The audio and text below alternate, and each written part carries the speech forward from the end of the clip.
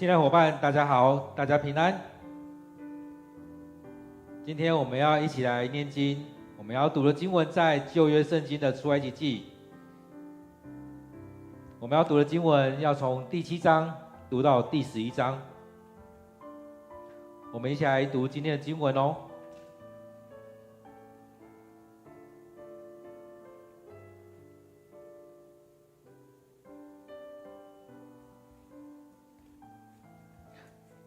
第7章，上主说：“我要使你在国王面前像上帝一般，而你的哥哥亚伦要向他发言，做你的代言人。你要把我命令你说的话都告诉亚伦，由他告诉国王，要他释放以色列人离开这个国家。但我要使国王的心刚硬，无论我对埃及人行多少神迹奇事，他还是不听你们的话。最后，我要严厉地惩罚埃及，我要领我子民的各支族离开这地方。当我伸手惩罚他们，以色列人离开他们国土的时候，他们就知道我是上主。”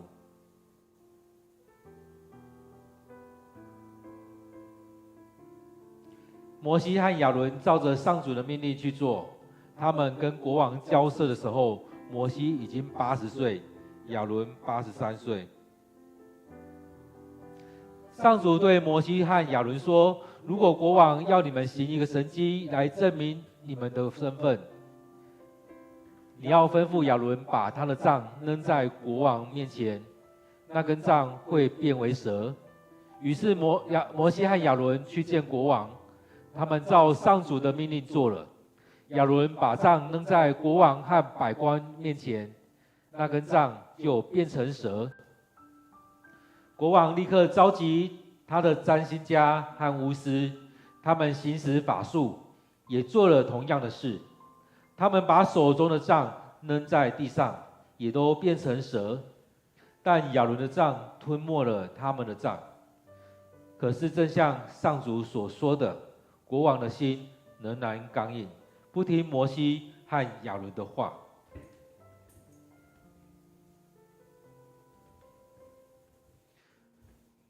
上主对摩西说：“埃及的王心刚硬，不放我的子民走。明早他去尼罗河时，你去见他，把你那根变过蛇的杖带去，在河边等他。你要这样对他说：上主希伯来人的上帝差我来，要你放他的子民走，好让他们在旷野敬拜他。但你一直不听。上主这样说：现在你要从他所行的知道他就是上主。你看，我要用这根杖击打河水，水会变成血，鱼都要死光，河水要发臭，使埃及人不能喝这水。上主对摩西说：你要告诉亚伦，叫他拿这根杖，指向埃及所有的河流、运河、湖泽和池塘，水都要变成血，全国遍地是血，甚至连水桶、石缸里也都是血。于是摩西和亚伦照上主的吩咐去做，当着国王和他的臣仆面前，亚伦举起杖来击打河水，河水立刻变成血，河里的鱼死了，河水发臭，埃及人不能再喝这水，埃及的每一个地方都是血。但是国王的巫师也行法术，同样使水变成血。正像上主所说的，国王的心比从前更刚硬，拒绝听摩西和亚伦的话。不但这样，他反而回王宫去，不把这事放在心上。所有的埃及人都不能喝河里的水，只得在河里挖洞，从地底下取水喝。上主击打河水后，这灾难持续了7天。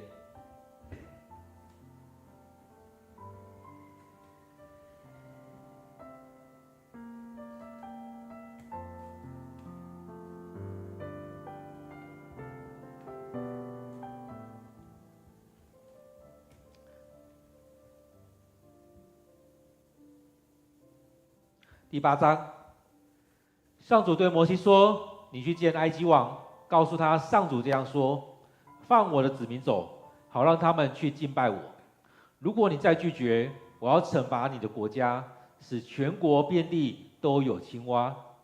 尼罗河里要塞满了青蛙，青蛙从河里出来，进入你的宫殿、你的卧室，跳上你的床，到你臣仆的家里，到你人民的家里，甚至跳进厨房，跳进锅里，也要跳到你身上、你臣仆的身上、你人民的身上。”上主对摩西说：“你要告诉亚伦，叫他拿这根杖指向河流、运河、湖泽和池塘，叫青蛙出来，使全国遍地都是青蛙。”于是亚伦伸出他的杖指向水，青蛙就跳出来，遍地都是。但是巫师行使法术，也叫青蛙到地面上来。国王叫摩西和亚伦来说：“请你求上主赶走那些青蛙，我就放你的人民走，让他们去向上主献祭。”摩西回答：“我愿意为你祈求，请你定一个时间，我来为你、你的臣仆和你的人民祷告。那时候，所有的青蛙都会灭迹，只有尼罗河中还有。”国王回答：“请你明天为我祈求。”摩西说：“我会照你所要求的做，你就知道天下没有像上主我们的上帝一样的神。青蛙会离开你、你的臣仆和你的人民，只有尼罗河中还有。”于是摩西和亚伦离开埃及王出去。摩西祷告上主，求上主把降给埃及王的青蛙除掉。上主照摩西所求的做了，所有在屋子里、院子里和田里的青蛙都死了。埃及人把死青蛙一堆堆地堆积起来，遍地臭不可闻。可是正像上主所说的，国王一看见青蛙都死了，心又刚硬起来，不听摩西和亚伦的话。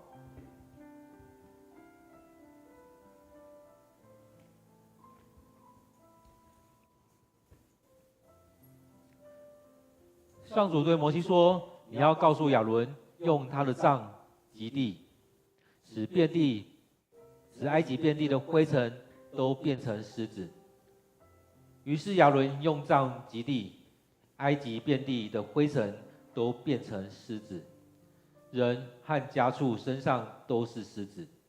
巫师想用他们的法术使狮子出现，却一无所成。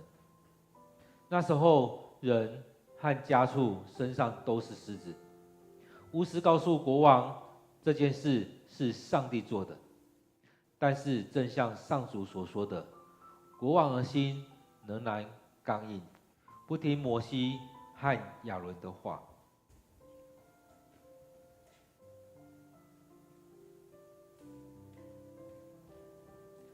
上主对摩西说：“明天一早，你要到河边去见国王，告诉他上主这样说：放我的子民走，好让他们去敬拜我。我警告你，你若再拒绝，我要用成群的苍蝇惩罚你、你的臣仆和你的人民。埃及遍地苍蝇，家家户户都有，但是我的子民所住的歌珊地区，却一只苍蝇也没有。我这么做是要你知道，我上主是全地的主。我要使我的子民和你的子民、你的人民有所分别。这神迹明天就要实现。”上主差了成群的苍蝇飞进国王的宫室，也飞进他臣仆的住宅。埃及全国都遭苍蝇的灾害。国王叫摩西和亚伦来说：“去吧，就在我的国境内向你们的上帝献祭吧。”摩西说：“这怎么成？假如我们献牲畜给上主我们的上帝，我们就会触怒埃及人，让埃及人看见我们用牲畜献祭是冒犯他们，他们会拿石头打死我们。我们必须照上主我们的上帝所命令的旅行3天，到旷野去向他献祭。国王说：“我准许你们到旷野去，向上主你们的上帝献祭，但是你们不能走得太远，你们要为我祷告。”摩西回答：“我一离开，就祈求上主，在明天使苍蝇都离开你、你的臣仆和人民。但是你不能再欺骗我们，阻止我们去向上主献祭。”摩西离开了埃及王，向上主祷告。上主照摩西所祈求的做了。苍蝇离开了埃及王、他的臣仆和人民，连一只也没有留下。但是这一次，国王的心仍然刚硬，不放以色列人民走。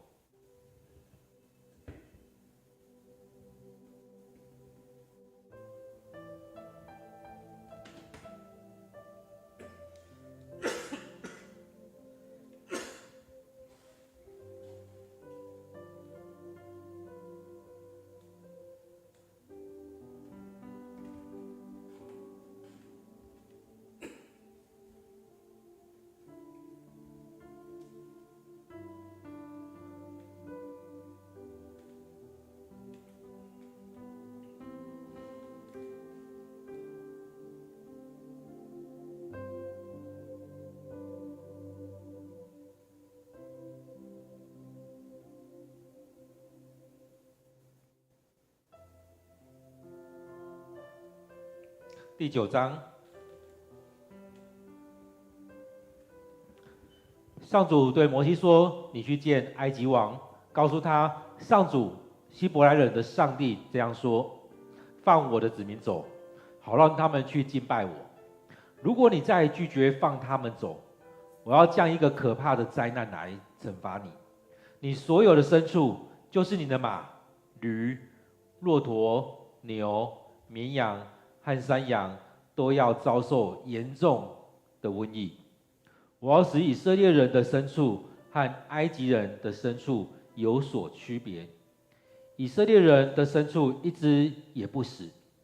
我上主已经决定在明天实现这事。”第2天，上主照他所说的做了，所有埃及人的牲畜都染上瘟疫死了，但是以色列人的牲畜一只也没死。国王打听知道以色列人的牲畜一只也没死，但他的心仍然刚硬，不放人民走。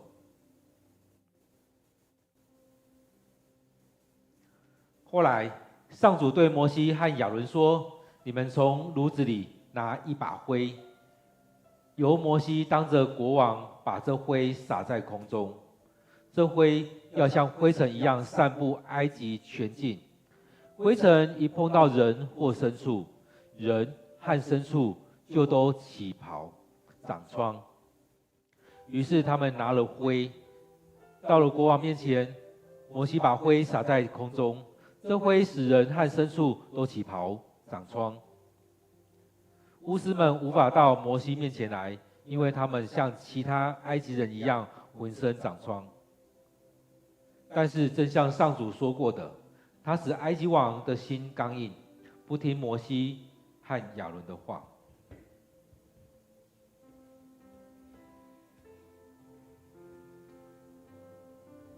后来，上主告诉摩西：“你明天一早去见国王，告诉他，上主希伯来人的上帝这样说：放我的子民走，好让他们去敬拜我。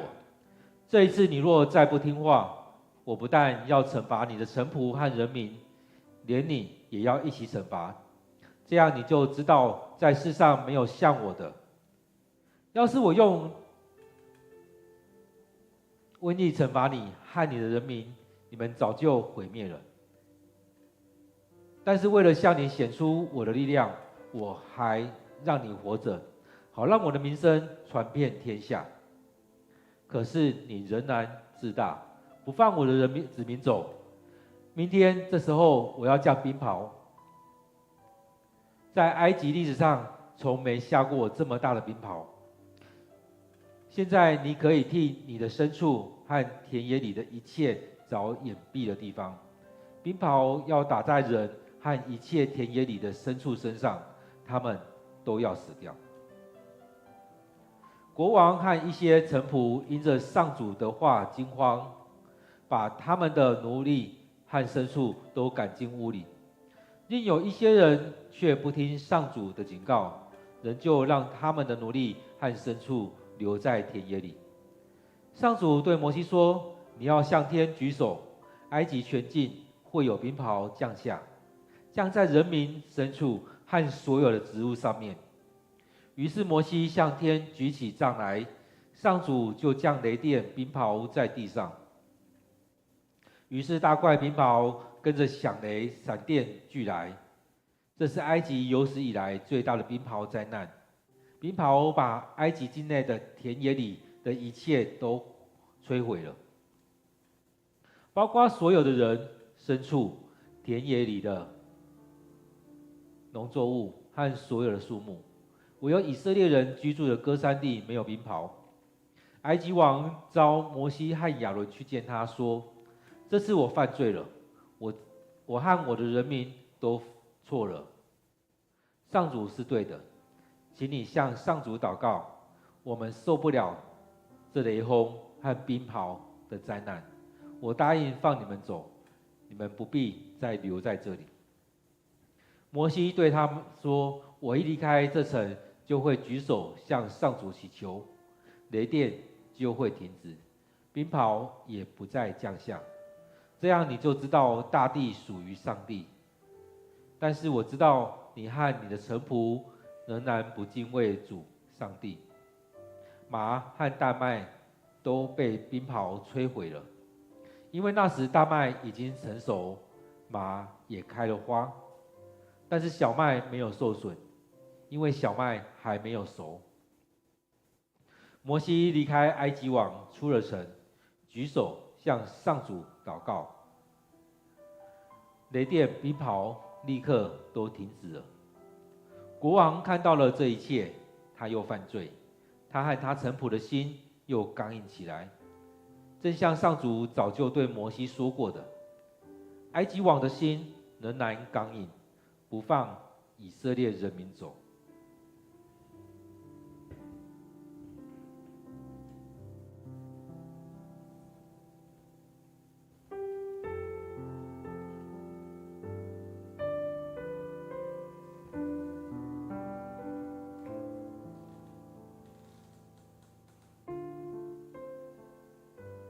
第10章。后来，上主对摩西说：“你去见埃及王，我使他和他臣仆的心刚硬，目的是要在他们中间行这神迹。而你也可以告诉你的子子孙孙，当我行神迹的时候，我怎样使埃及人束手无策，好让你们知道我是上主。”于是摩西和亚伦去见埃及王，对他说：“上主希伯来人的上帝这样说：你到什么时候才会在我面前屈服呢？放我的子民走，好让他们去敬拜我。要是你继续拒绝，明天我要差蝗虫到你的国境来，他们多得可以笼罩全国，使人看不见地面。那些没有被冰雹摧毁的，连生下来的树木都要被蝗虫吃光。他们要塞满你的王宫，以及你的臣仆和人民的住宅。情况的恐怖是你的祖宗从来没有见过的。”摩西说完这话，就转身从埃及王面前退出。国王的臣仆对王说：“这个人还要找我们多少麻烦呢？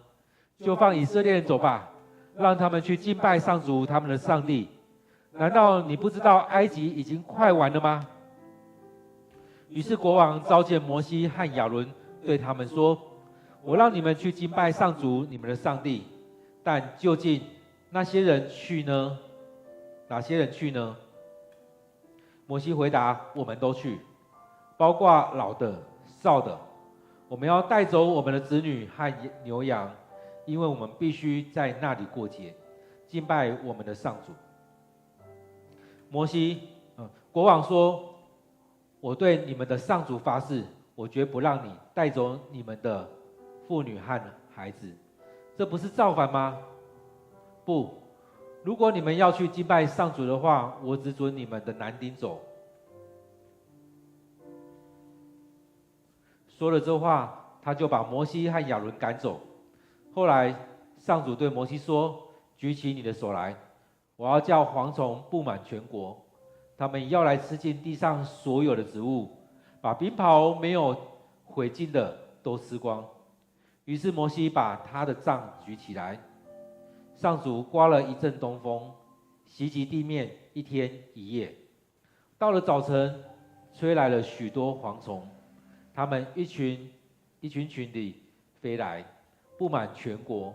这么大群的蝗虫是空前绝后的，它们盖住了大地，地上一片黑暗。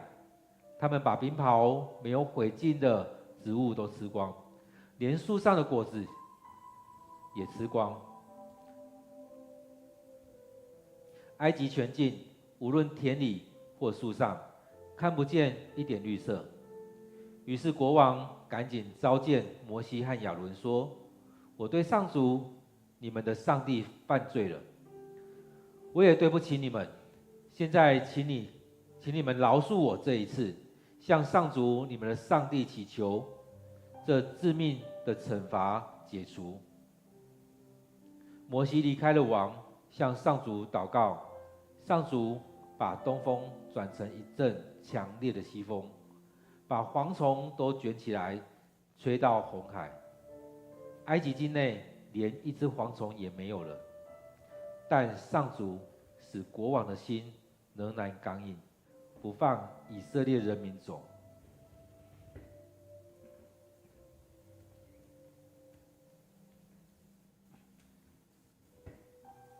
后来，上主对摩西说：“你要向天空举手，黑暗要笼罩埃及全国。”摩西向天举手，浓密的黑暗笼罩了全国3天之久。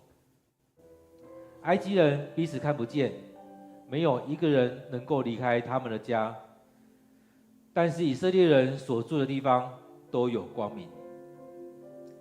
国王召见摩西说：“你们去敬拜你们的上主吧，连你们的妇女、孩子都可以去，但是你们的牛羊必须留在这里。”摩西回答：“不，你一定要攻击我们献生祭的烧化祭的牲畜，好让我们向上主我们的上帝献祭。我们要带走我们所有的牲畜，连一头都不留下。我们必须亲自挑选敬拜上主用的牲畜。未到那地之前，我们不知道该用什么牲畜献给上主我们的上帝。”上主使埃及王的心刚硬，仍然不放以色列人走。王对摩西说：“你们滚，不要让我再看到你。我哪一天再看到你，你就没命。”摩西说：“你说的一点也不错，你的确不会再看见我了。”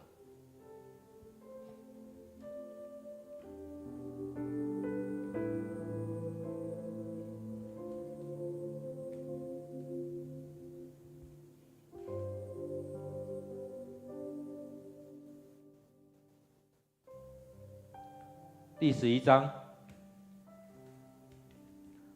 后来上主对摩西说：“我要对埃及王和他的人民降最后一样的灾难，这以后他一定放你们走。事实上，他会把你们都赶出这个地方。现在你去告诉以色列人，要他们去向邻居索取金银首饰。”上主使埃及人尊敬以色列人，埃及的官员和人民都尊崇摩西为伟人。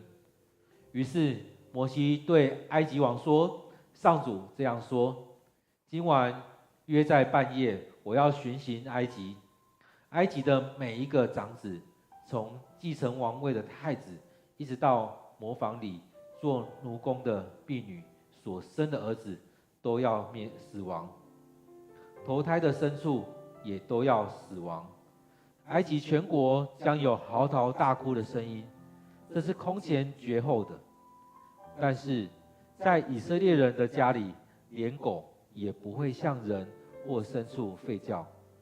那时候你会知道我是上主，我使埃及人和以色列人有所分别。最后摩西说：“你的臣仆要到我面前来，跪在地上求我带走我的同胞。到那时候，我才离开这里。”于是摩西气愤愤地从埃及王面前退出。上主曾对摩西讲过，埃及王要继续拒绝听你的话，这样我就能在埃及行更多的神迹。摩西和亚伦在王面前行了这许多神迹，但是上主使王的心刚硬，不准以色列人民离境。